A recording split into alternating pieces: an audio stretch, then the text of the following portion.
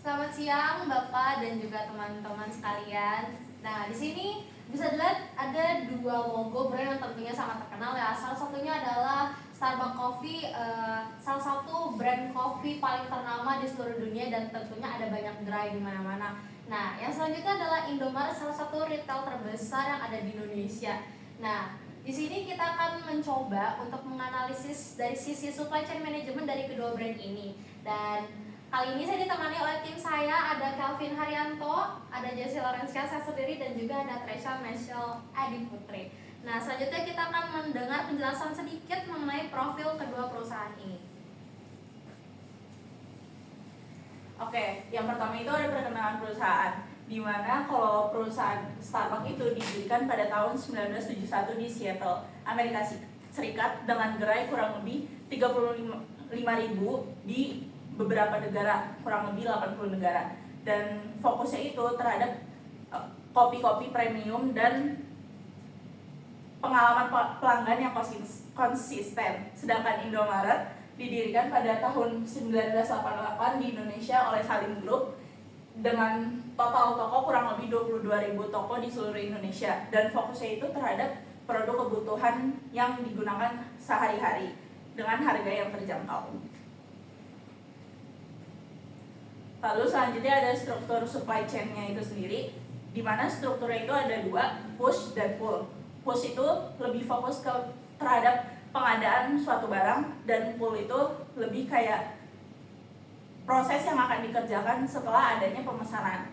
Dan untuk sisi Starbucks lebih condong ke arah pull, karena untuk pushnya itu Starbucks mengolah sourcing bahan baku yang dikirim dari berbagai negara, contohnya kayak biji kopinya itu sendiri. Sedangkan untuk bagian pullnya itu Starbucks kayak kalau kita datang ke gerai, kita mau pesen minuman, baru minuman itu akan dibuat oleh barista itu sendiri. Dan untuk Indomaret lebih fokus ke push proses, di mana proses ini untuk fokus ke pengadaan inventory.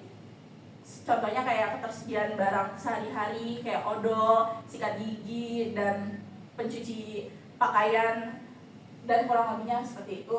Untuk bagian pullnya, contohnya kayak pesanan yang akan dikirim setelah customer memesan di klik Indomaret. Oke, nah di sini ada cycle view dari para Starbucks sendiri dan juga Indomaret, di mana fokusnya untuk Starbucks sendiri itu adalah mereka menerapkan sistem cafe practice, di mana C-nya itu untuk coffee quality, E-nya itu untuk agreement, F untuk farmer support, dan I itu untuk environmental stewardship. Nah, untuk Indomaret sendiri itu fokusnya mereka tuh pada kecepatan pengadaan, di mana efisiensi pengisian stok cepat dan juga distribusi produk FMCG yang terprediksi. Nah, ini ada beberapa cycle view mereka, di mana customer order mereka, di mana customer, retailer, distributor, dan manufacturer, supplier. Di mana untuk customer sendiri mereka ada customer order cycle, untuk retailer mereka bisa mengadakan replenishment cycle, distributor sendiri manufacturing cycle, dan manufacturer sendiri untuk procurement cycle. Next. Nah, di sini ada juga distribution design network untuk comparison, di mana untuk Starbucks sendiri mereka langkah pertamanya itu untuk petani kopi global. Dari petani kopi global mereka langsung kepada pusat pemanggangan regional. Dari situ mereka akan distribusikannya kepada DC regional. Terus mereka akan mengirimkannya pada gerai-gerai Starbucks yang sudah tersebar di seluruh dunia. Terus sampailah pada pelanggan kita sendiri. Nah, untuk Indomaret sendiri itu bagaimana sih secara distribusi langkah mereka tuh? Yang pertama, pemasok nasional atau lokal sendiri. Terus mereka akan mengirimkan barang-barang itu pada DC regional Indomaret sendiri. Dari DC atau pusat Indomaret, mereka akan menyebarkan itu pada gerai-gerai yang tersebar di mana-mana. Ya mungkin di sekitar kita juga ada kan ya, berbagai macam gerai. Nah, dari gerai tersebut sampai kepada kita sendiri, yaitu pelanggan. Next. Oke, bagaimana sih Starbucks itu strategi mereka secara digital? Nah, Starbucks itu menerapkan mobile app yang bisa untuk order dan pay for your coffee, dan untuk menghemat time efisiensi juga. Terus prediktif mereka bagaimana sih? Predictive analysis dan juga demand forecasting mereka menggunakan historical data. Terus blockchain for transparency untuk collab dan dengan Microsoft. Terus buffer stock dan inventory management untuk menggunakan metode FIFO, first in first out method. Next, untuk Indomaret sendiri bagaimana sih Indomaret strategi digital mereka. Sama seperti Starbucks, mereka menggunakan aplikasi untuk order, bedanya untuk order dan delivery barang-barang kita sendiri, dan juga tentunya time efisiensi. Terus mereka menggunakan sistem WMS atau warehouse management system untuk optimization inventory mereka sendiri. Ada juga ERP atau enterprise resource dan juga planning yang mengintegrasikan sistem mereka. Terus IoT and big data analytics yang menggunakan real time monitoring dan analyzing historical data yang membantu Starbucks untuk memprediksi lonjakan pemesanan para customer.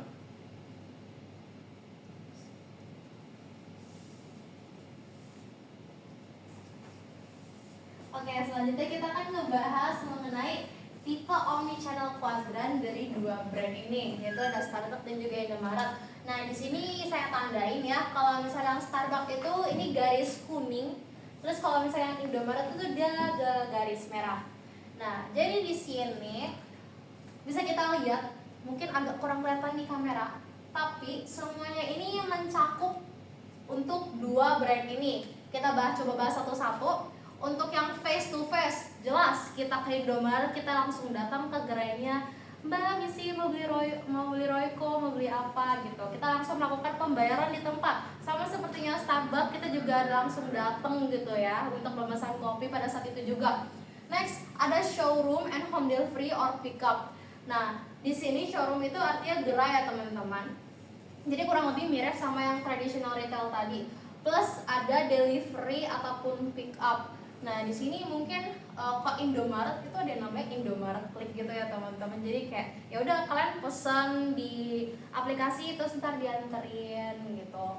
Nah, di sini untuk yang bagian remote atau mungkin agak digital, di sini ada online information plus pickup. Mungkin di sini jatuhnya kalau online information itu kita menggunakan aplikasi kayak mungkin yang tadi dijelasin sama Kelvin sebelumnya. Indomaret punya Indomaret Klik, Starbucks punya Starbucks App. Di situ kita bisa lihat ada barang apa aja di dalam aplikasi tersebut, ada promo apa, ada menu apa yang lagi tren, yang lagi viral. Ataupun kalau misalnya di Indomaret ada bundle apa nih, ada bundling misal untuk Lebaran, untuk Natal, kan biasanya ada kayak gitu ya teman-teman. Nah, dari situ bisa tuh pakai misal vendor atau third party. Kalau misalnya Starbucks gitu ya, dia bisa kerjasama misal sama GoFood, GrabFood, atau Shopee Food. Kalau Indomaret juga sama, tapi dia ada, kalau Indomaret ada sistem logistiknya sendiri sih untuk digital. Sama juga untuk yang online information plus home delivery. Home delivery itu langsung oleh si Indomaret Kliknya tadi ya, oleh karyawan Indomaretnya gitu. Next, boleh. Nah, sekarang kita ada di gimana sih strategic fit positioning kedua brand ini, gimana sih yang membuat mereka tuh agar bisnisnya tuh lebih efisien gitu secara SCM-nya. Nah, kalau kita mulai dari Indomaret ya, Indomaret yang kita tahu itu dia fokus ke produk FMCG ataupun fokus ke produk-produk harian untuk dengan permintaan yang cukup relatif stabil dan dapat diprediksi meskipun tetap ada fluktuasi lokal. Maksudnya gimana? Produk FMCG misalnya kalau kita ke Indomaret, yang kita beli pasti nggak jauh-jauh dari yang namanya sebagai ibu rumah tangga, misalnya deterjen, sabun, odol, sampo gitu. Apalagi pembalut bener untuk kebutuhan perempuan gitu ya. Nah, produk-produk FMCG ini mereka tuh apa ya, bisa dibilang bukan yang perang harga premium. Nah, justru mereka lebih ke yang perang harga mana nih yang paling murah gitu kan. Kalau misalnya kita buka Shopee online segala macamnya juga kita pasti ngebandingin dong, meskipun cuma beda 500 perak misalnya. Nah, itu termasuk produk-produk FMCG dengan jadi produk dengan harga yang cenderung stabil gitu ya. Dan disitulah ada persaingan harga di antara para brand-brand ataupun kompetitor. Di sisi lain, kita punya Starbucks, yang mana kita tahu Starbucks itu lebih mengedepankan yang namanya kopi premium gitu ya teman-teman. Mungkin teman-teman pernah beli Starbucks di gerai satu ini, misalnya di Serpong, habis itu beli Starbucks di Jakarta. Nah, itu cenderung pasti harga itu sama, ya kan? Kualitasnya tuh harga sama, kualitasnya sama, dan juga pengalaman dirasakan pun kurang lebih mirip, karena emang itu dia adalah value ataupun nilai yang dijual dari Starbucks, teman-teman.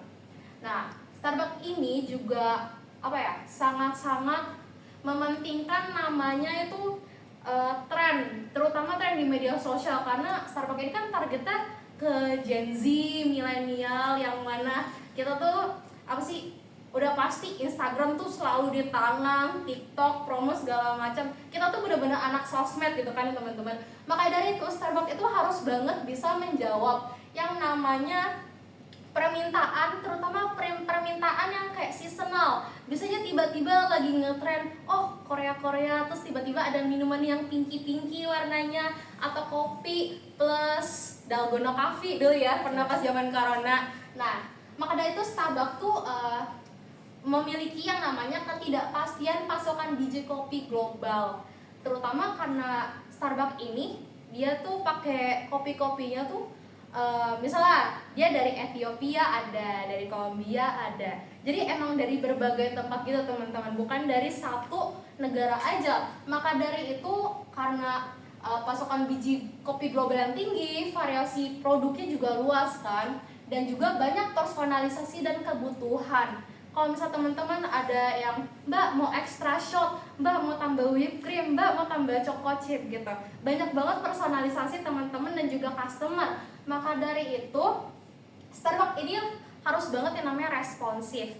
Nah, balik lagi, di mana sih positioning mereka?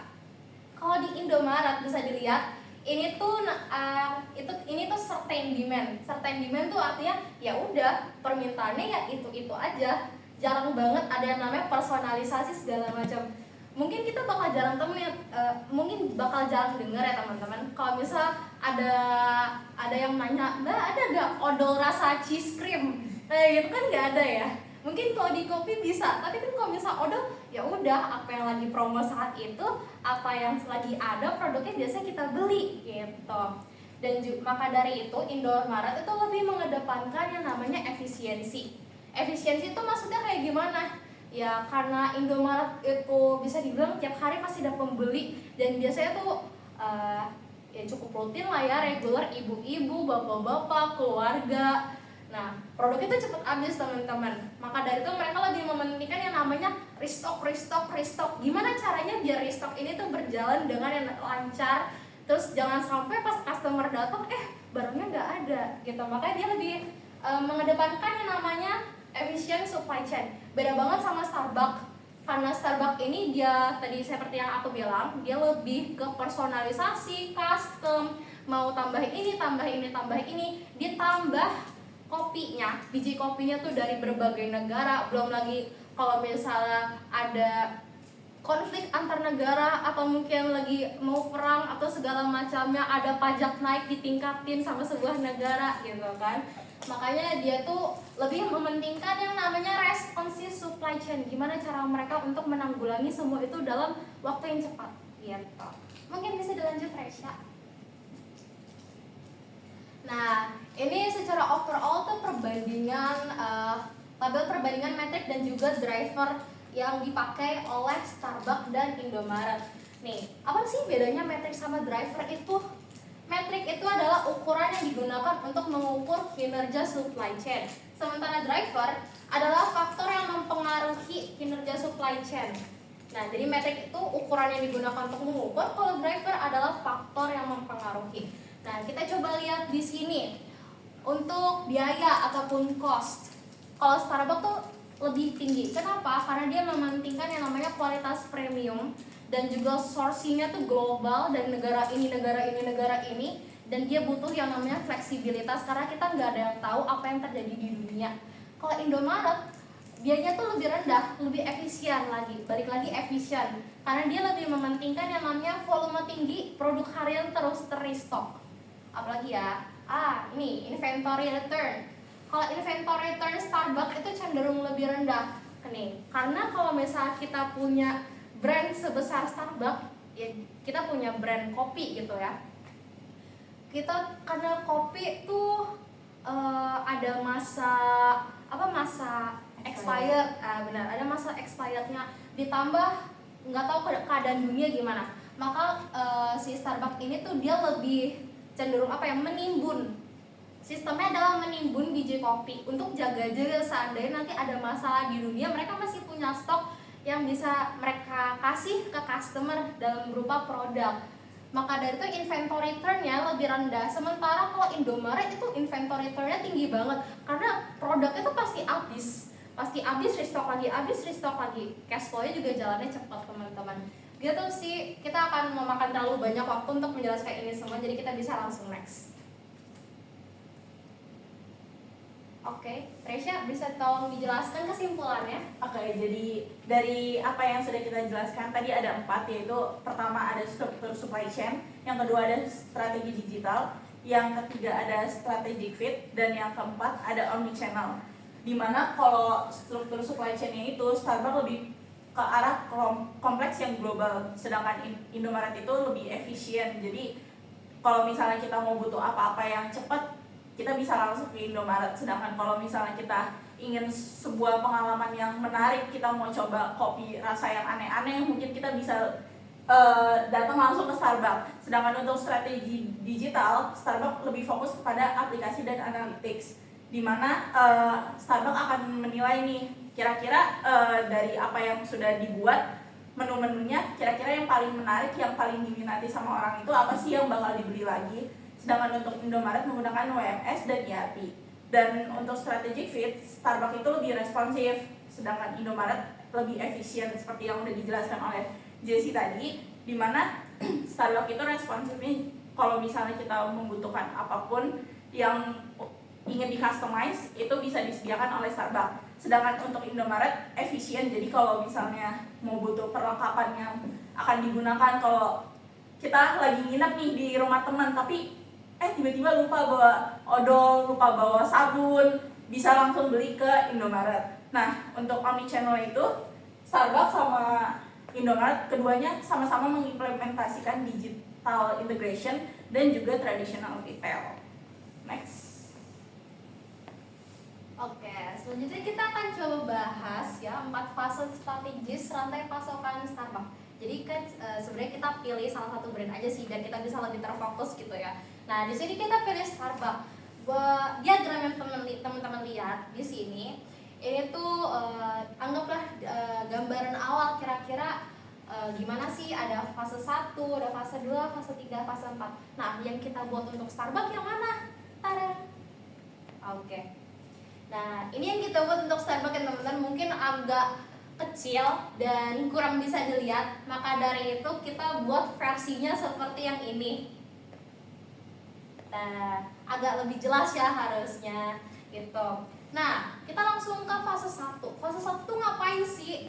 Lebih jelasnya tuh kayak kalau misalnya kita punya bisnis, kita tuh nentuin, aduh, kita mau pakai strategi apa nih yang cocok untuk brand kita. Nah, di fase 1 ini supply chain strategy ada beberapa faktor atau apa ya? Ada 3. Yang pertama ada competitive strategy, ada internal constraints, dan juga global competition. Kita akan coba bahas satu-satu teman-teman. Pertama, competitive strategy. Sebuah perusahaan ataupun brand mereka harus tahu apa yang mereka anggap penting atau value apa yang mereka jual. Nah, dari sisi Starbucks yang mereka jual adalah 1, kopi premium. Mereka tuh harus banget kopinya tuh terjaga kualitasnya. Dan juga yang kedua, customer experience. Kalau misal kayak yang tadi aku bilang ya, di semua gerai Starbucks tuh pasti rasanya PW banget untuk nongkrong di situ berjam-jam. Ada AC, ada wifi, ada colokan gitu. Itu dia yang dinamakan customer experience. Tapi kembali lagi disesuaikan sama kebutuhan wilayah yang kira-kira gerai tersebut ada di mana. Next, inovasi minuman. Nah, namanya brand makanan, ditambah sekarang dunia tuh lagi digitalisasi besar-besaran. Jadi pasti penting banget yang namanya marketing dan juga tren di sosial media. Nah, Starbucks ini bener-bener sok hit banget deh sama si sosial media ini. Makanya dia selalu ada inovasi minuman baru. Misalnya pumpkin spice latte, itu tuh kalau misalnya pokoknya itu dari labu lah teman-teman. Mungkin ada yang pernah coba gitu ya. Nah, oke. Yang kedua, internal constraints. Nah, modalnya seberapa banyak, terus strategi pertumbuhan brandnya tuh kayak gimana, networknya gimana, punya gak si Starbucks. Nah, yang perlu digarisbawahi, Starbucks ini modalnya udah gede banget lah, bisa dibayangin di seluruh dunia kok. Jadi modalnya tuh udah gede banget, mereka tuh bisa dengan langsung invest langsung ke petaninya, bahkan invest langsung ke petaninya, terus bahkan membangun pabrik roasting sendiri. Karena dari itu network mereka juga udah banyak, mereka punya supplier sendiri, mereka punya roasting plant sendiri. Jadi yang mereka pentingin di sini adalah gimana nih untuk balancingnya between the budget, karena modal mereka banyak. Meskipun banyak, tapi mereka juga harus hati-hati gitu kan dalam membangun sebuah pabrik, karena pabrik yang mereka gunakan itu menggunakan teknologi yang cukup canggih dan tentu aja modalnya nggak sedikit. Jadi dan juga skill yang dibutuhkan untuk untuk mengoperasikan pabrik tersebut juga kan nggak bisa sembarang orang ya. Maka dari itu diperlukanlah analisa fase-fase ini, teman-teman. Nah, untuk global competition sendiri, ini based on lagi sih di wilayah mana, Jepang kah, Korea kah? Kalau di sini global competition-nya kita anggap dari negara kita tercinta, Indonesia. Nah, ada apa aja? Ada Kopi Tuku, ada Kopi Kenangan, ada Point Coffee, Tamaro Coffee, Janji Jiwa, terus Family Mart gitu. Jadi intinya ya, inti dari slide yang satu ini, Starbucks ini mengedepankan yang namanya kopi premium dan juga harus konsisten di semua gerai Starbucks. Dan juga karena mereka fokus ke kualitas, customer experience, dan juga kontinuitas. Ya, ini ada kayak prinsip dari Starbucks lah, namanya cafe practices. Jadi mereka ada kerjasama sama petani, di mana mereka juga harus mempertahankan kualitas dari biji kopi mereka dan sebagainya. Dan juga mereka fokus kembali lagi ke supply chain yang responsif. Next, Tresya, fase kedua. Nah, fase kedua ini baru nih kita mulai cari-cari. Aku udah ketemu strategi digitalnya, tapi gerainya di mana ya? Nah, di sini kita topiknya adalah menentukan jumlah fasilitas utama ataupun roasting plant, dan ini lebih terkhusus ke wilayah. Nah, di fase 2 ini dengan nama Regional Facility Configuration ada 6 input gitu yang mengarah ke fase 2 ini. Ada production technologies, misalnya kayak tadi aku bilang sebelumnya, biaya produksinya tinggi gak? Teknologinya gimana? Canggih gak? Terus fleksibel gak?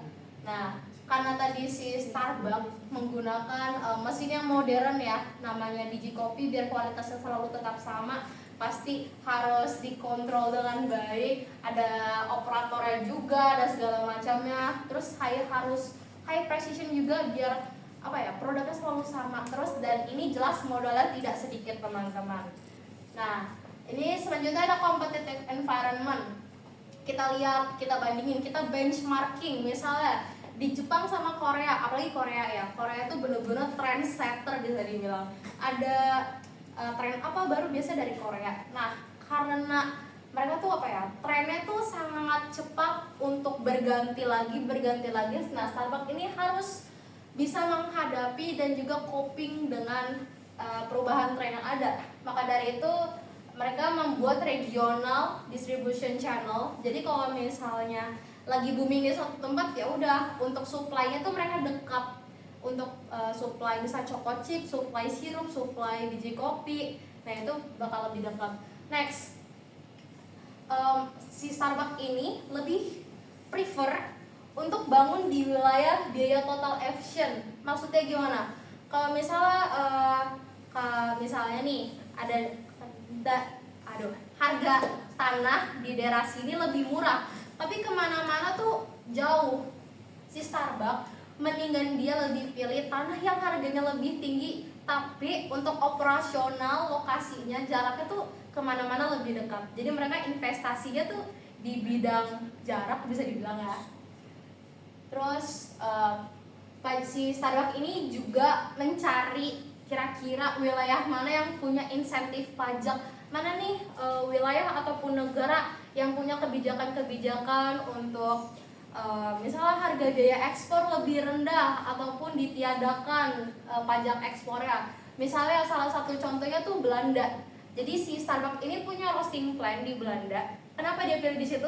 Karena dari Belanda untuk ekspor ke negara-negara Eropa yang lain itu pajaknya tuh diringankan, benar-benar sangat diringankan, hampir bebas pajak gitu lah intinya. Untuk regional demand, Starbucks juga analisa, misalnya di wilayah Asia, growth-nya cepet gak sih? Tumbuh pesat sebuah brand itu cepet gak sih? Makanya dia bangun fasilitas di sana. Ada juga roasting plant yang ada di Tiongkok untuk mendukung growth wilayah Asia Pasifik. Nah, yang terakhir, gimana sih politik di wilayah itu? Apakah wilayah itu stabil secara politik? Terus nilai tukarnya gimana? Fluktuatif gak? Apakah ada isu-isu atau konflik atau kebijakan tertentu? Nah, maka dari itu Starbucks tuh nggak cuma punya satu negara asal untuk biji kopi ya tentunya, ataupun untuk roasting plant-nya juga.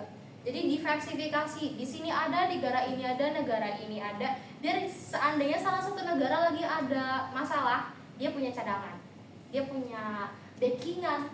Next, fase 3 bakal dijelaskan oleh Tresya. Ada peta roasting dulu nih. Oh iya benar. Oke guys, ini yang kayak tadi aku bilang ya, ada peta roasting plan-nya si Starbucks.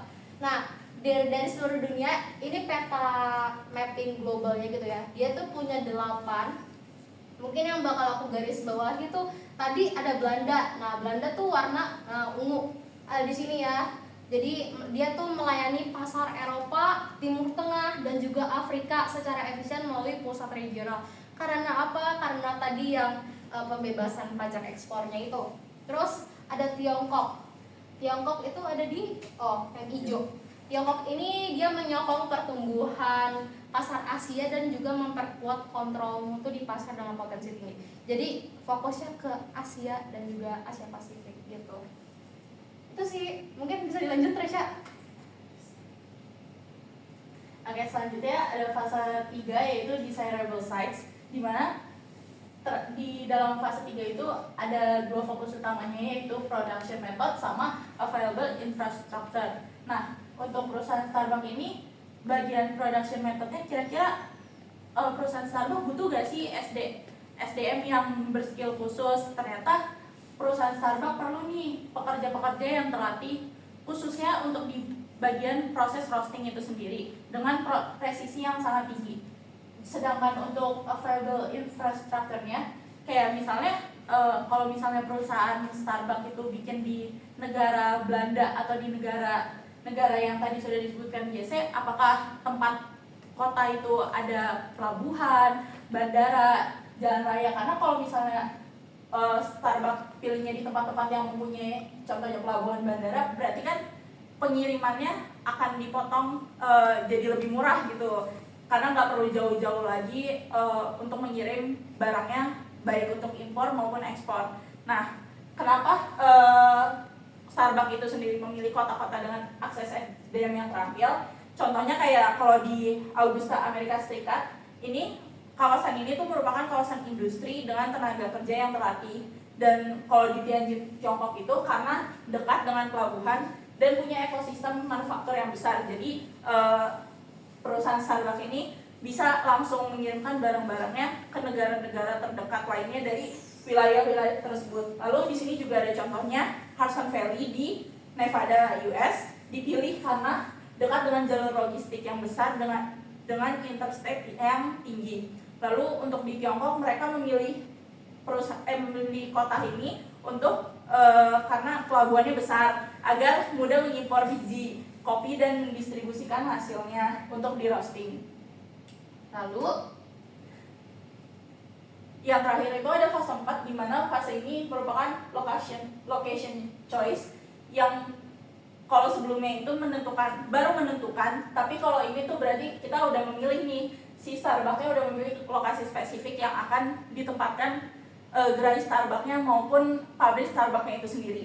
Dimana dalam fase 4 itu ada 2 poin utamanya, faktor cost dan logistik costnya. Untuk faktor costnya itu isinya kayak pegawai, gaji pegawai, lalu harga tanah atau sewa yang diperlukan untuk di wilayah itu berapa, lalu biaya bahan baku di negara itunya berapa, pajak dan kurang lebihnya seperti itu. Lalu untuk logistik cost-nya itu biaya distribusi, di mana perusahaan Starbucks tuh harus memikirkan lagi biaya kirim kopi ke negara tersebut atau mengirim dari negara tersebut ke negara lain itu berapa, biaya inventory yang diperlukan perusahaan Starbucks itu berapa, dan kira-kira kalau kirim ke gerai-gerai lain yang terdekat itu apakah worth it atau tidak. Nah, untuk bagian faktor cost-nya di perusahaan Starbucks menempatkan di Nevada, di mana kalau keuntungannya Starbucks menempatkan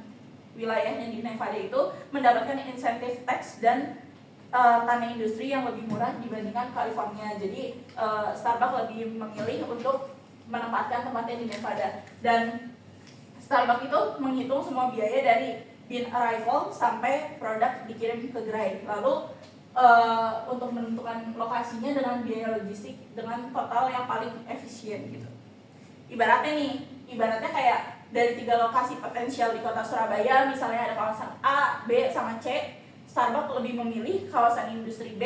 Kenapa? Karena di kawasan industri B itu tempatnya lebih murah, terus aksesnya ke pelabuhan lebih cepat, ada jalan tol, jadi kalau kemana-mana cepat, dan infrastruktur listriknya juga stabil. Next, dibaca oleh Kelvin. Oke, untuk jadi Starbucks tuh aku pilih fase mana sih yang paling penting itu. Nah, Starbucks ini memiliki fase paling penting itu fase 2. Kenapa? Bagi slide nomor 2. Fase 2. Nah, karena biaya produksi tinggi, nah mereka menggunakan mesin modern dan high precision sehingga lebih efisien dan juga cepat dan responsif. Starbucks sendiri kan demand-nya tidak menentu, mau itu banyak atau kecil. Nah, mereka harus cepat responsif, cepat tanggap. Bagaimana cara mereka tuh menanggulangi semua masalah itu? Mereka membuat regional DC atau tempat yang paling terdekat untuk supplier mereka. Terus ada juga insentif pajak, mereka harus memikirkan pajaknya dapat untung nggak nih, dapat insentif nggak nih, biaya cukainya tinggi atau enggak nih. Nah, terus juga di wilayah mana Starbucks bisa bertumbuh dengan lebih efisien dan lebih cepat. Starbucks menemukan Asia tumbuh lebih cepat dan bangun fasilitas di sana karena orang Asia sendiri suka minum kopi juga dong. Nah, apakah wilayah itu stabil secara politik? Nah, Starbucks selalu memikirkan itu, makanya Starbucks memilih fase 2 yang ditekankan karena apakah wilayah itu stabil secara ekonomi dan juga politik, apakah nanti akan terlalu fluktuatif, maka Starbucks sendiri posisinya makin goyang atau tidak kokoh untuk fondasinya secara umum. Dan juga bangun wilayah tetap biaya efisiensi karena ketika Starbucks bangun di wilayah yang biaya total efisiensi, bayar mahal tapi dekat market, nah itu menguntungkan buat mereka sendiri. Oke, next.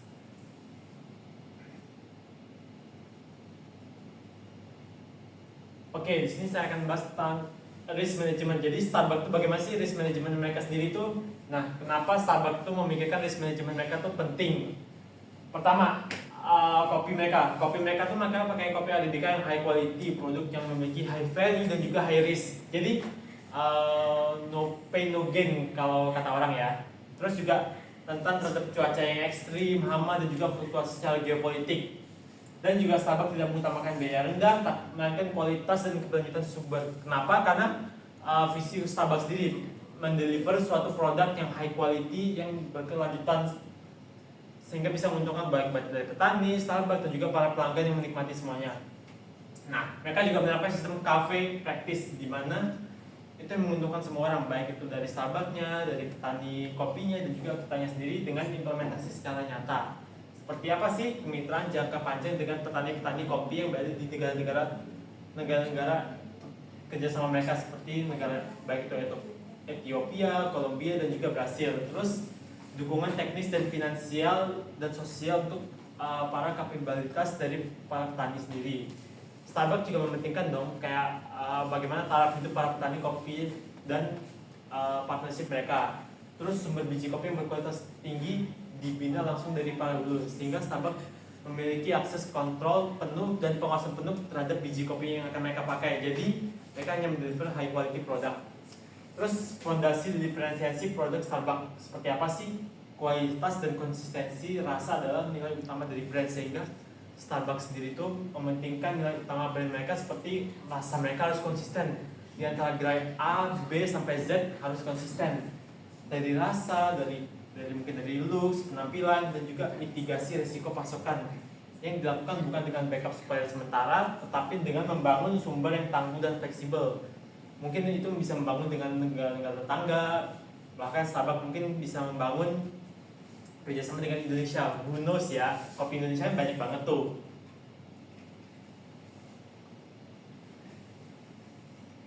Next, kesimpulannya apa sih yang kita dapatkan dari sini nih? Fase 2 adalah yang paling penting. Kenapa? Bagi Starbucks, pengadaan secara global dan regional adalah jantung dari supply chain management dalam Starbucks sendiri. Hal ini penentuan dari kawasan regional mereka sendiri untuk fasilitas roasting utama mereka. Dan tadi kan sudah disebut fasilitas roasting mereka tuh banyak banget. Terus risk management strategi yang paling sesuai dan untuk meningkatkan increase source capability. Next. Oke, sekarang masuk ke pembahasan 10 soal yang diminta oleh Pak David minggu lalu. Dimana untuk soal pertama dan kedua itu fokus ke permintaan dan forecast produk musiman.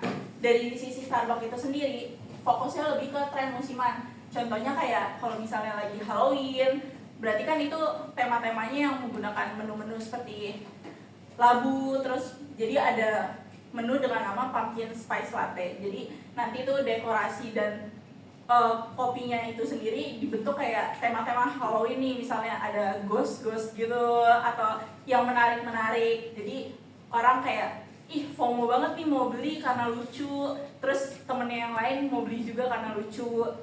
Dan permintaan ini sangat dipengaruhi oleh kampanye media dan loyalitas seperti yang aku bilang. Jadi kayak kalau misalnya udah ada satu yang nyobain terus tiba-tiba ih FOMO banget, lu beli kok kayaknya lucu banget sih, mau coba juga dong. Jadi ntar semakin banyak yang penasaran, apalagi kalau udah ibaratnya influencer nih yang beli. Dan Starbucks itu sendiri menggunakan prediksi Fourier Time Varying Gray Model atau FTGM dengan menggunakan proses AI dan data sosial media untuk menjadikan datanya akurat. Sedangkan dari sisi Indomaret menggunakan pola tahunan yang lokal. Contohnya kayak apa aja sih? Misalnya ada Ramadan, terus ada Lebaran, sama Natalan. Jadi kan kalau misalnya di Ramadan dan Lebaran itu butuh bundling buat misalnya ngirim sembako ke keluarga atau ke panti-panti. Jadi lebih enak kalau misalnya menggunakan pola tahunan lokal, dan pola pembeliannya itu stabil karena menggunakan data historis tahunan, dimana menggunakan forecasting pakai double exponential smoothing dan juga ditambah oleh ERP menjadikan agregat per wilayah. Untuk soal nomor 3 itu ditanyakan mengenai peran POS dalam restocking. POS itu kira-kira apa sih? POS itu merupakan point of sales, di mana data-data real time itu merupakan sumber-sumber awal yang sangat penting yang akan diolah dan digunakan untuk pemilihan proses restocking selanjutnya. Dan untuk Starbucks itu sendiri, Starbucks menggunakan POS yang terhubung ke dalam cloud dan diolah menggunakan predictive analytics untuk dijadikan restock yang otomatis. Nah, sistem POS Starbucks itu menggunakan machine learning dan menggunakan replenishment otomatis. Nah, misalnya nih musim liburan, data dari POS itu akan memperhitungkan permintaan lebih tinggi untuk minuman musiman. Seperti yang aku bilang tadi, kalau Starbucks misalnya lagi musimnya Halloween atau musimnya lagi Natal, berarti kan tema-temanya yang sesuai dan warna-warnanya yang sesuai dengan tema-tema tersebut. Kalau misalnya Halloween warnanya lebih ke oranye atau gelap gitu, kalau Natal lebih yang ke ceria kayak warna pink, merah, jadi yang lucu-lucu juga. Dan Starbucks akan secara otomatis mengirimkan lebih banyak bahan baku ke toko yang membutuhkan tanpa perlu menunggu instruksi manual. Sedangkan kalau Indomaret menggunakan POS itu, jadi habis dari tahapan POS ini, data real time-nya diolah ke ERP pusat. Lalu baru selanjutnya akan diolah menjadi replenishment harian. Karena tiap gerai itu memiliki batas minimum stok dan restocking berbasis penjualan harian atau daily. Lalu untuk soal nomor 4 itu ada data demografi dalam penyesuaian permintaan. untuk bagian Starbucks itu, Starbucks sangat memperhatikan lokasi dan profil pelanggan untuk menyesuaikan menu yang ditawarkan di setiap gerai. Seperti yang udah aku beritahukan tadi dan JC juga udah sempat menjelaskan, misalnya kalau di negara Jepang berarti tema minumannya itu lebih banyak kayak matcha-matcha karena Jepang itu lebih identik ke matcha kan. Jadi kalau orang ke Starbucks Jepang sama Starbucks Indo pasti menu favoritnya itu bakal beda banget. Dan untuk mahasiswa, profil pelanggannya itu berarti kan mahasiswa lebih sering begadang ngerjain tugas, itu butuhnya kayak americano biar matanya tetap menyala gitu. Nah, traffic tinggi ini didasari dari lokasi sibuk yang ramai, jadi supply chain untuk Starbucks itu harus lebih oke.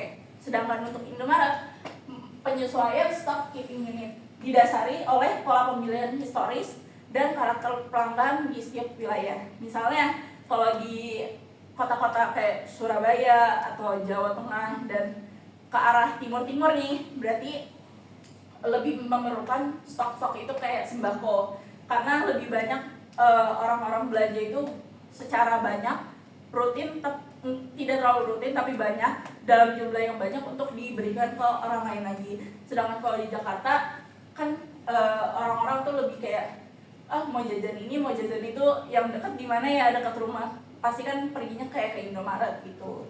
Jadi lebih menyesuaikan setiap wilayahnya. Next akan dibaca oleh Kelvin. Oke, di sini saya akan bahas untuk soal kelima dan keenam juga. Nah, soal kelima dan keenam itu bahas tentang apa sih? Out of stock dan fleksibilitas logistik dari para Starbucks dan juga Indomaret sendiri. Bagaimana sih Starbucks untuk mengatasi out of stock dan fleksibilitas mereka sendiri itu bagaimana sih? Kayak mereka menggunakan AI plus zero sales signal untuk mengatasi replenishment cepat dan ganti stok secara cepat dan real time. Terus bentuk dari Starbucks sendiri berbentuk rigid dengan arti kata buffer stock dan lead time yang panjang, cocok untuk produk yang premium, cocok untuk produk yang ramai yang sering dibeli orang. Makanya orang mengharapkan produk yang premium selalu available. Jarang kan kita melihat produk yang premium yang sering dibeli yang agak mahal justru malah sold out. Nah, lebih terpusat dan jaga kualitas. Jadi Starbucks itu supply chain manajemennya itu lebih terpusat dan sehingga mereka bisa menjaga kualitas dari minuman mereka, biji kopi mereka, even makanan mereka yang mereka sediakan. Indomaret sendiri bagaimana sih cara mereka untuk mengatasi out of stock dan fleksibilitas mereka? Mereka menggunakan threshold inventory harian di sistem pos mereka, yaitu dengan restock secara otomatis. Jadi mereka akan mendata barang hari ini apa aja ini yang dijual dan apakah ini sudah mencapai standar di mana kita harus membeli ulang atau merestock ulang barang di toko kita gitu. Terus mereka lebih fleksibel dan responsif dengan arti kata restock harian mereka tuh berasal dari DC regional atau supplier terdekat dari toko mereka. Nggak mungkin dong Indomaret di Jakarta ngambilnya barang dari mungkin dari Sumatera, dari Papua, kan jauh. Okay, next. Oke, untuk soal ketujuh sendiri, teknologi AI dan IoT untuk improving forecasting. Jadi bagaimana sih Starbucks untuk mengimplementasikan IoT dan juga AI mereka? Mereka menggunakan sistem cold storage yang memantau suhu dan kelembapan dari inventory mereka, yang untuk memastikan rasa biji kopi mereka itu tetap terjaga dari segi aroma, taste. Nah, itu menyebabkan kenapa minuman Starbucks itu sangat terjaga kualitas rasanya dan konsistensi mereka sangat bagus. Dan mereka mengimplementasikan sistem AI itu bagaimana sih? LSTM untuk melakukan trend analysis, XGBoost Transformer untuk mengolah big data atau data mereka secara besar, mungkin dari data pusat, data regional, ataupun data dari Starbucks yang terdekat. Indomaret mereka menggunakan sistem logistik di mana mereka bisa men-track armada yang sedang mengirimkan barang-barang mereka. Oke, mereka menggunakan sistem AI seperti apa sih untuk memprediksi permintaan musiman seperti pas lebaran. Pernah notice nggak? Mungkin kayak di hari-hari Valentine, Indomaret tuh lebih banyak menyuplai coklat. Terus ketika lebaran mereka lebih banyak menyuplai seperti sirup, kurma gitu. Nah itu mereka menggunakan AI statistik yang menggunakan data historis untuk memprediksi kira-kira perlu stok berapa sih dan di toko mana sih yang ramai untuk pembelian barang seperti itu. Next. Oke, untuk soal ke-8 sini perlukan integrasi forecasting dengan ERP untuk dari Starbucks dan juga Indomaret. Penting, dia perlu untuk sinkronisasi dan pengadaan distribusi barang mereka. Seperti contohnya, kedua integrasikan POS, ERP dan forecast dan juga restock guna untuk menjaga barang-barang pasokan mereka tetap ada, tersedia dan selalu ada buat kita beli. Terus Starbucks menggunakan cloud-based global ERP karena Starbucks kan sudah globally based. Indomaret mereka menggunakan ERP nasional karena Indomaret kan hanya ada di negara kita Indonesia. Terus mereka menggunakan WMSDC yang menjaga restock mereka. Nah, kenapa sih Starbucks itu menggunakan cloud-based global ERP? Karena seperti yang aku bilang, mereka sudah global. Terus barang-barang atau raw material mereka seperti biji kopi itu sudah ada di Ethiopia, seperti itu. Nah, itu kan memerlukan integrasi yang cukup besar dong. Oke, next. Next akan dilakukan oleh Jessica. Nah, yang ke-9 nih teman-teman, question number 9, anjay. Bagaimana rantai pasok Starbucks berbasis bahan segar mempengaruhi resiko? Jadi di sini kita fokusnya ke Starbucks kan. Nah, kita perlu di reminder lagi bahwa biji kopi itu tuh sangat-sangat rentan yang namanya iklim, terus juga hama, belum lagi geopolitik dari negara-negara asalnya, dimana kan karena dari negara asal Starbucks bijinya itu harus diekspor dulu ke roasting plant, di situ dipanggang, baru nanti diekspor lagi ke negara-negara untuk disebar ke gerai-gerai. Itu kan full apa ya, full logistik, full transport. Nah, gimana cara solusi ataupun mitigasinya? Baik lagi ada yang namanya CAFE practices, CAFE practices. Nah, fungsinya apa? Di sini lebih ke menjaga kualitas, karena di CAFE practices ini ada pasal yang menyebutkan bahwa ya mereka tuh mengedepankan yang namanya kopi itu kualitasnya harus selalu terjaga. Terus mereka ada SOP-nya segala macam, operatornya di training, petaninya juga di training, gimana supaya tumbuhan kopi itu tuh selalu konsisten, terus suhunya kayak gimana, kelembapannya kayak gimana, harus dijaga kayak gimana, pestisida dan sebagainya bagaimana. Nah, yang kedua mitigasinya adalah buffer inventory. Balik lagi, Starbucks itu harus menimbun kopi karena kita tidak pernah tahu apa yang akan terjadi di dunia. Jadi yes, stok biji kopi adalah number one. Next, kemitraan jangka panjang. Di sini Starbucks itu lebih fokus mereka tuh lebih mementingkan kontrak pembelian multi tahun. Misalnya kontrak dengan company A. Jadi kan otomatis ya dalam tahun itu mereka tuh nggak bakal bisa diganggu gugat lagi lah. Udah sangat stabil untuk supply dan demand-nya dari kedua company tersebut. Next, diversifikasi, jangan sampai cuma kita hanya berpegang pada satu negara saja, jangan mengandalkan satu negara saja, karena balik lagi dunia tidak ada yang tahu. Nah, ini tambahan aja sih, gimana sih kalau Indomaret? Nah, Indomaret itu lebih ke resiko fluktuasi barang FMCG yang tadi. Jadi karena adanya fluktuasi permintaan, solusinya gimana? Ya restocknya harus lebih cepat gitu. Gimana caranya membangun restock yang lebih cepat biar stoknya tuh selalu ada. Next. Nah, selanjutnya ini adalah tantangan yang dihadapi oleh kedua brand, yaitu Starbucks dan juga Indomaret, dalam menghadapi fluktuasi permintaan akibat promosi. Promosi itu hal yang baik ya, tapi kalau misal kebanyakan juga agak membuat bingung brand. Nah, yang pertama dari aspek tantangan lonjakan permintaan, Starbucks bisa aja ngebuat menu musiman ataupun khusus untuk lokal. Misalnya ada si pumpkin spice latte, biar apa? Biar mereka tuh tahu kapan harus ngestok banyak itu di bulan apa. Misalnya pumpkin spice latte itu aku kurang tahu jelasnya di bulan apa, anggaplah Halloween, Oktober gitu kan. Nah, sebelum bulan Oktober itu harus udah mulai di stok lebih banyak, karena marketingnya akan lebih gencar-gencaran. Karena sebelum promo pasti kan bakal ada di Instagram promo buy one get one nanti pada tanggal segini misalnya. Nah, itu harus disiap-siapin dulu. Sama seperti Indomaret, dia juga bisa bikin event nasional ataupun massal. Contoh, nggak bikin sih kalau ini ya, ini emang event tahunan. Contoh Ramadan dan Lebaran. Ya berarti sebelum Ramadan dan Lebaran itu mereka harus ngestok lebih banyak. Misal contoh sirup, biskuit, apalagi banyak lah ya pokoknya. Nah, next, perencanaan kapasitas. Secara teknologi, Starbucks itu butuh banget yang namanya prediksi AI untuk produksi minuman musiman, karena apa ya, datanya itu dari yang POS yang dibilang sama si Tresya tadi kan, apa ya, ya itulah data yang digunakan untuk machine learningnya si Starbucks untuk memprediksi kira-kira di quarter 1, quarter 2, quarter 3 kira-kira apa sih tahun lalu yang jadi trennya.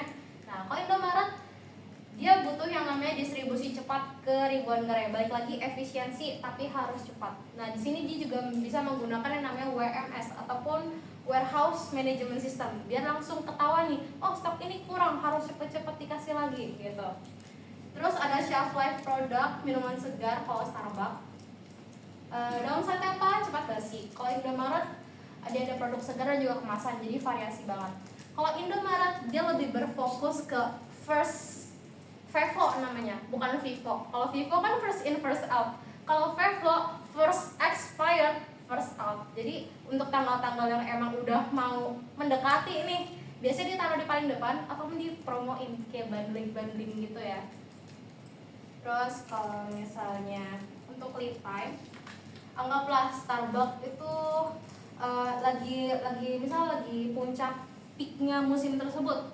Otomatis kan produksinya itu tergantung sama bahan segar dan juga tenaga barista. Gimana cara menanggulanginya? Untuk produksi minuman, nah untuk bahan raw materialnya itu mereka harus kerjasama sama yang namanya supplier lokal. Jadi ya udah biar barangnya itu stoknya tuh selalu ada. Dan kalau misalnya untuk tenaga barista, anggaplah di rush hour gitu, jam 12, jam agak mau sore, jam 4 gitu.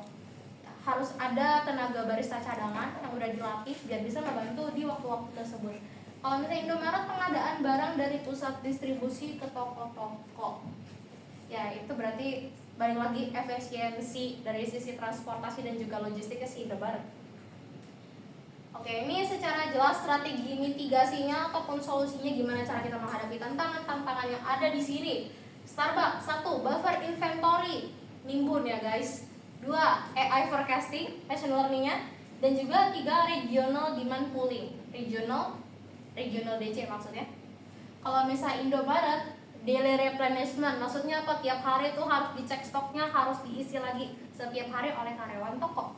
Terus juga promosi terjadwal, ini promosi terjadwal mungkin kalau misalnya teman-teman ke Indomaret bisa ngeliat ada spanduk misalnya dari tanggal 12 sampai 19 Juli promo ini jadi berapa atau goceng atau berapa gitu. Next. Nah, kesimpulannya kalau SCM Starbucks itu lebih fokus ke yang namanya quality premium dan juga kontrol mereka tuh lebih ketat karena balik lagi kualitas is number one. Kalau nggak kenapa? Ya kurang fleksibel. Intinya tuh mereka ya kurang fleksibel ya, tapi konsisten dan juga responsif.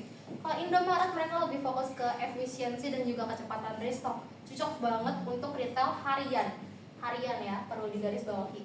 Keduanya tuh menggunakan AI dan IoT, cuma beda implementasi aja sih gitu. Next. Nah selanjutnya apa nih? Tiba-tiba ada bullwhip effect, ada tali-tali apa nih gitu. Nah, bullwhip effect ini sering banget atau rentan banget terjadi khususnya di retail ya. Anggap gini, tren TikTok lagi viral mau nyobain apa ya waktu itu? Latiao yang makanan Chinese, ya kan? Anggaplah, lagi booming latiao nih sama influencer mau coba beli ya udah, saya sebagai customer kita beli dong, check out ke anggaplah ke tokonya. Nah, tokonya ngeliat, oh ada saya sama teman saya, ada orang lain beli latiao 2. Wah ada 6 pesanan latiao nih, tumben gitu kan, kayaknya lagi booming nih, ya udah deh minta lagi deh ke pabrik gitu, minta latiao mungkin yang biasanya cuma 10 tiba-tiba sekarang pesannya 50 gitu kan. Ya udah, terus dari pabrik, loh apa nih kok tiba-tiba ada pesanan 50 latiao lagi booming kah, ya udah deh minta lagi ke supplier. Nah, di supplier ngelihat betapa lonjakan itu banyak banget kan. Akhirnya terjadi apa? Bullwhip ataupun ya overstock jadinya kan. Nah, penyebabnya dampaknya apa? 1, kalau misalnya udah nggak booming lagi trennya, nah itu nanti mau dikemanain? Kan otomatis expired, bener, expired. Mau dibuang kemana? Mau dikasih kemana? Gitu. balik lagi budgetnya kan terbuang sia-sia gitu ya, maka dari itu perlunya strategi untuk ya mitigasi agar hal ini tidak sampai terjadi ataupun masih bisa kita ya jangan sampai kerugiannya banyak banget deh. Next, coba Kelvin dijelaskan. Kelvin. Oke, nanti kan Jisoo udah menjelaskan secara singkat tuh. Jadi kayak bullwhip effect itu apa sih? Nah, sini kami jelaskan lanjut kayak bullwhip effect di Starbucks dan Indomaret itu seperti apa sih? Seperti contohnya untuk bullwhip effect di Starbucks sendiri itu musiman, bahan mentah, biji kopi. Jadi seperti apa sih? Misal ketika kita lagi Christmas kita membutuhkan suatu minuman yang fun, yang membawa ceria, happy. Orang-orang bakal beli minuman, oh ini minuman lagi promo nih, lagi special edition, limited edition. Beli satu Starbucks bisa membeli 100 cup, 200 cup. Nah, kalau ditumpuk-tumpuk kan sehingga banyak tuh biji kopi yang kepakai banyak. Bahkan mereka bisa sampai over demand sehingga biji kopi yang mereka punya itu malah kekurangan. Untuk Indomaret sendiri itu fast moving consumer goods atau FMCG mereka tuh contoh paling notice nggak di satu shelf tuh tiba-tiba ada produk yang habis. Nah, itu salah satu contoh seperti bullwhip effect ketika mungkin para influencer lagi mereview, oh ini cocok digabungin sama ini. Nah, dia tiba-tiba beli 2 produk itu tiba-tiba habis di shelf life-nya mereka. Itu seperti bullwhip effect.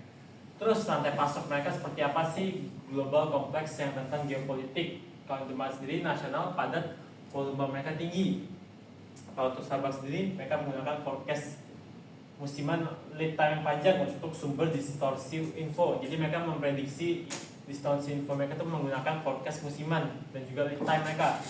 Indomaret mereka menggunakan apa? Pesanan toko versus demand asli. Seperti contoh kayak kira-kira pesanan tokonya butuh berapa sih? 100, ternyata demandnya cuma 50. Itu promosi yang agresif.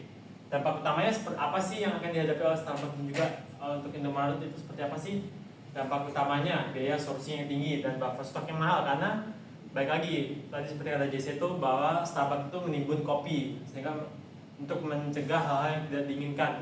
Dan juga biaya sourcing mahal seperti apa, kayak biaya pengiriman antar negara kan mahal tuh. Untuk Indomaret sendiri biaya inventaris naik karena inventory Indomaret kan terbatas di satu toko. Tiba-tiba yang membutuhkan barang yang banyak itu kan menimbulkan kayak lonjakan yang besar dan fluktuasi di stok mereka. Strategi mitigasi mereka seperti apa sih yang dilakukan oleh Starbucks? Mereka akan menggunakan predictive analysis yang seperti saya sudah sebutkan, menggunakan LSTM dan juga analisis big data Starbucks. Blockchain, buffer stock makin ditingkatkan. Untuk Indomaret sendiri mereka menggunakan IoT, ERP, WMS atau warehouse management system dan menggunakan daily replenishment, di mana ketika mereka melihat satu shelf itu sudah mulai berkurang atau bahkan sudah berkurang lebih dari setengah, mereka akan melakukan restock. Oke, next.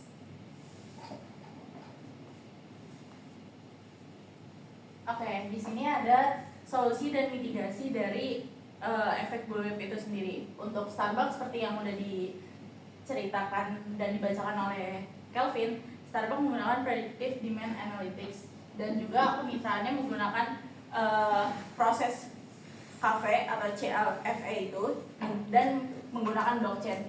Sedangkan untuk stoknya itu menggunakan buffer stok yang strategis. Dan untuk Indomaret ini menggunakan integrasi POS, ERP, dan WMS. Sedangkan untuk teknologinya menggunakan teknologi IoT dan juga big data untuk memprediksi data real time dan untuk memonitoring data itu sendiri. Oke? Selanjutnya ada kesimpulan? Oke, akhirnya kita sampai di kesimpulan yang kita nantikan ya. Hore.